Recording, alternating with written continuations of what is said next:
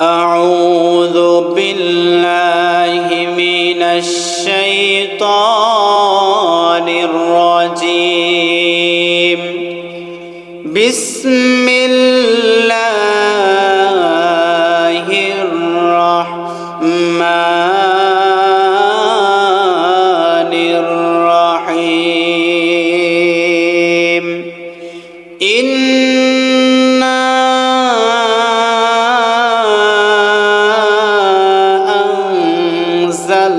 أنزلناه في ليلة القدر وما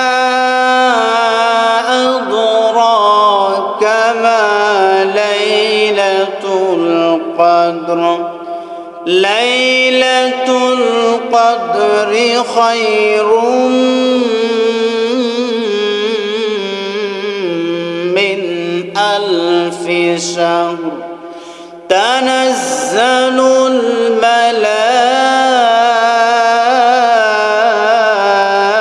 الملائكة والروح فيها بإذن ربهم من كل أمر سلام هي حتى مطلع الفجر الله أكبر بسم الله الرحمن الرحيم إنا أنزلناه في ليلة القدر صدق الله العظيم সম্মানিত প্রিয় ভাইরা আমার, আজকে আমরা পবিত্র কোরআনে হাকিম থেকে 30 নম্বর পারার সূরাতুল কদর লাইলাতুল কদর সম্পর্কে আমরা আজকে জানবো ইনশাআল্লাহ। আল্লাহ রাব্বুল আলামিন এই সূরার ভিতরে সর্বপ্রথমে যে আয়াতটি নাযিল করে জানিয়ে দিয়েছেন, ইন্না আনজালনাহু ফি লাইলাতুল কদর। ও আমার গোলামরা, ও আমার বান্দারা, তোমরা শুনে নাও, ইন্না নিশ্চয় আনজালনাহু ফি লাইলাতুল কদর, আমি আল্লাহ রাব্বুল আলামিন লাইলাতুল কদরে এই পবিত্র কোরআন হাকিম নাজিল করে দিয়েছি। বলেন সুবহানাল্লাহ। তারপরে রব্বুল আলামিন বলেন, ওয়ামা আদরাকা মা লাইলাতুল কদর। ওগো নবীজি, তোমাকে কিসে জানাবে, তুমি কি করলে বুঝতে পারবে যে লাইলাতুল কদরটা কি? রব্বুল আলামিন তারপরে নিজেই জবাব দিয়ে দিচ্ছে, লাইলাতুল কদরি খায়রুম মিন আলফি শাহর। লাইলাতুল কদরটা কি তুমি নবীজি জানো? নবীজি বলতেছে, না, আমি জানি না। আল্লাহ রাব্বুল আলামিন জানিয়ে দিয়েছে, লাইলাতুল কদরি খায়রুম মিন আলফি শাহর। লাইলাতুল কদর হলো সেই জিনিস যেটা হলো 1000 মাস অপেক্ষা উত্তম। বলেন সুবহানাল্লাহ। এরপরে আল্লাহ রাব্বুল আলামিন সুন্দর করে জানিয়ে দিয়েছেন, তানাজ্জালুল মালাইকাতু ওয়ার রূহু ফিহা বিইذনি রাব্বিহিম মিন কুল্লি আমর। ওই রাত্রিতে ফেরেশতাগণ রূহ অবতীর্ণ করে প্রত্যেক কাজে তাদের প্রতিপালকের অতিক্রম অনুমতিতে তারা সেই কাজগুলো করে। তারপরে রব্বুল আলামিন বলেন, সালামুন হিয়া হাত্তা মাতলাইল ফজর। শান্তিময় সেই রাত ফজরের সূচনা পর্যন্ত। বলেন সুবহানাল্লাহ। সম্মানিত প্রিয় ভাইরা আমার, এই হলো সূরাতুল কদরের বাংলা অনুবাদ। লাইলাতুল কদর সম্পর্কে আমরা জানবো ইনশাআল্লাহ। লাইলাতুল আরবি শব্দ, যার অর্থ হলো রাত। কদর শব্দের অর্থ তাকদীর বা সম্মান। তাহলে লাইলাতুল কদর শব্দের অর্থ হলো মর্যাদার রাত, তকদীরের রাত বা সম্মানের রাত যাকে বলা হয়। বুখারী শরীফের ভিতরে এসেছে, মান কামা লাইলাতুল কদরি ঈমানান ওয়া ইহতিসাবান গুফিরা লাহু মা তাকদ্দামা মিন যামবি। আল্লাহর নবী সাল্লাল্লাহু আলাইহি ওয়াসাল্লাম বলেন, মান কামা লাইলাতুল কদরি ঈমানান ওয়া ইহতিসাবান গুফিরা লাহু মা তাকদ্দামা মিন যামবি। আল্লাহর নবী বলেন, যে ব্যক্তি লাইলাতুল কদরে ঈমান নিয়ে সওয়াবের আশায় ইবাদত বান্দেগি করবে, আল্লাহ রাব্বুল আলামিন পূর্ববর্তী আগের সমস্ত গুনাহ ওই বান্দার আমল থেকে মুছে দিবে। বলেন সুবহানাল্লাহ। এই হলো লাইলাতুল কদরের গুণ, আল্লাহর নবী সাল্লাল্লাহু আলাইহি ওয়াসাল্লাম জানিয়ে দিয়েছেন। অন্য হাদিস থেকে পেয়েছি, নবী করিম সাল্লাল্লাহু আলাইহি ওয়াসাল্লাম মদিনায় বসে আছে, বসে থেকে আমার আপনার নবী কান্না করতেছে। আর আমার আপনার নবী বলতেছে, অন্যান্য নবী রাসূল যারা দুনিয়াতে এসেছিল প্রত্যেক নবী রাসূলদের উম্মতদেরকে শত শত বছর লম্বা হায়াত দেওয়া হয়েছিল। অনেক বছর তারা দুনিয়াতে বেঁচে থাকত, অনেক ইবাদত বান্দেগি করত। নবী আমার এটা ভেবে ভেবে কান্না করতেছে। ও আল্লাহর গোলামেরা, গভীর মনোযোগ দিয়ে শুনবেন। নবী আমার কাঁদতেছে। অন্যান্য উম্মতেরা অনেক বছর জিন্দেগি পেয়েছে, হায়াত পেয়েছে, অনেক বছর তারা দুনিয়াতে বেঁচে থেকেছে, কিন্তু আমার গুনাহগার উম্মত মাত্র 60 থেকে 70 বছরের জিন্দেগি পাবে। 60 থেকে 70 বছরের হায়াত আমার উম্মতের পাবে। এই যে 60 থেকে 70 বছর দুনিয়াতে বাঁচার সুযোগ পাবে, তারা কেমন করে ওই সকল উম্মতদের মতো ইবাদত বান্দেগি করবে? নবী আমার কাঁদতেছে।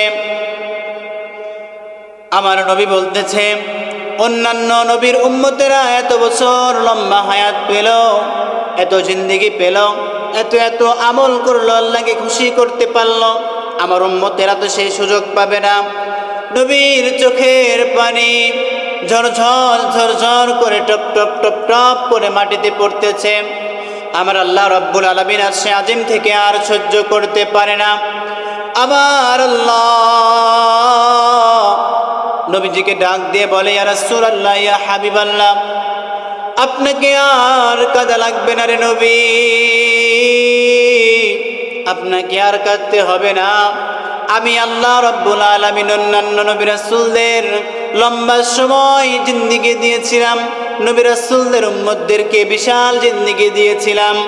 100 বছর তারা দুনিয়াতে বেঁচে থেকেছে, কিন্তু ওগো নবীজি তাদেরকে কিন্তু লাইলাতুল কদর দেই নাই। ওগো নবীজি, আপনি আপনার কান্নাটা বন্ধ করেন, আপনি চুপ করে থাকেন। গো নবীজি, শুনে নেন, জেনে নেন, ওই সকল নবীর উম্মতদেরকে লাইলাতুল কদর দেই নাই, আর আমি আল্লাহ রাব্বুল আলামিন আপনার উম্মতদেরকে লাইলাতুল কদর দিয়ে দিয়েছি। বলেন সুবহানাল্লাহ। তাহলে আল্লাহ রাব্বুল আলামিন সুন্দর করে নবীজিকে জানিয়ে দিয়েছেন, নবীজি আর কান্না করার দরকার নাই, আমি আল্লাহ রাব্বুল আলামিন 1000 মাসের চাইতে উত্তম লাইলাতুল কদর তোমার উম্মতদেরকে দিয়ে দিয়েছি। বলেন সুবহানাল্লাহ। এই তো আমি আপনার লাইলাতুল কদর আমার আপনার সামনে চলে এসেছে। আল্লাহর নবী সাল্লাল্লাহু আলাইহি ওয়াসাল্লাম লাইলাতুল কদর তালাশ করতেন রমজানের তৃতীয় অংশে 20 থেকে 30তম রোজায়। আল্লাহর নবী সাল্লাল্লাহু আলাইহি ওয়াসাল্লাম ইতিকাফ থেকে থেকে লাইলাতুল কদর তালাশ করতেন। এবার আসুন, এই যে আমি আপনি লাইলাতুল কদর পেয়ে যাব, লাইলাতুল কদরটা কি? লাইলাতুল কদর হলো 1000 মাসের চাইতে উত্তম। সেটা হলো 84 বছর 4 মাস ইবাদত করলে যত পরিমাণ সওয়াব হবে, 1 বছর 1 রাত্রি যদি আপনি ইবাদত করতে পারেন, আপনার নসিবে যদি লাইলাতুল কদর লেগে যায়, তাহলে কিন্তু আপনি 84 বছর 4 মাস ইবাদত করলে যে পরিমাণ সওয়াব হবে, আল্লাহ রাব্বুল আলামিন সেই পরিমাণ সওয়াব আমার আপনার আমলনামায় দিয়ে দিবেন। সুবহানাল্লাহ।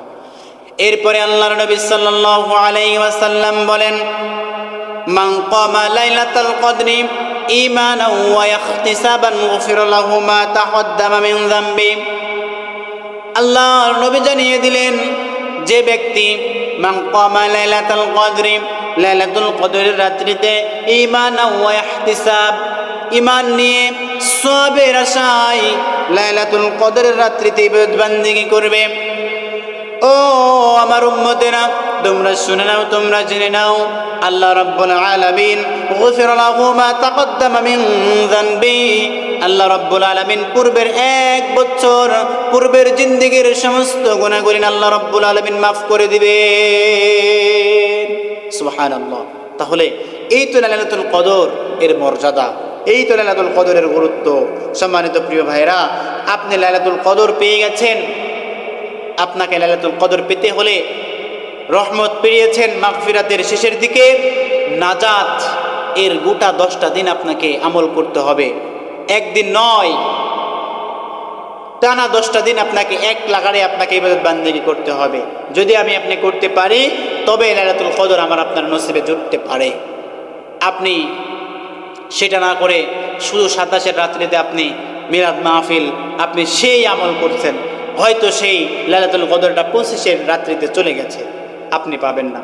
লাইলাতুল কদর আপনাকে তালাশ করতে হলে আপনাকে রমজানের শেষের দশকের বেজর রাত্রিতে তালাশ করতে হবে। 21, 23, 25, 27, 29 এই 5টা দিন আপনাকে একইভাবে আমল করতে হবে। হতে পারে এই 5টা দিনের একটি দিন লাইলাতুল কদর হয়ে যাবে, বলেন সুবহানাল্লাহ। সম্মানিত প্রিয় ভাইরা আমার, লাইলাতুল কদর পেয়ে গেছেন, এই লাইলাতুল কদর পেলে আপনি কি আমল করবেন?